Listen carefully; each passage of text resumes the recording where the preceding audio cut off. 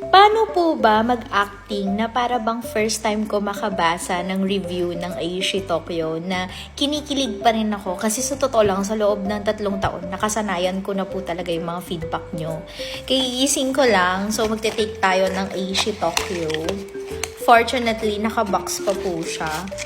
Digest natin ha. Ang Aishi Tokyo is a glutathione. 9-in-1 food supplement po siya. 700 mg per capsule and 400 mg nun is glutathione. Amoy utot po siya, amoy mabaho, amoy sulfur po siya kasi nga po, totoong glutathione ang meron po siya.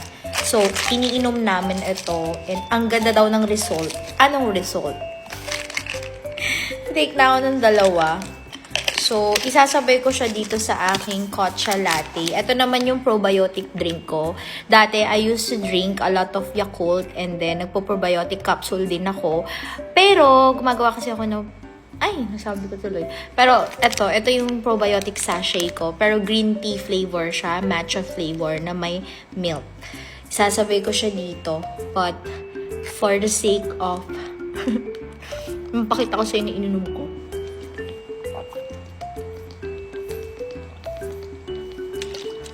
Eto na siya.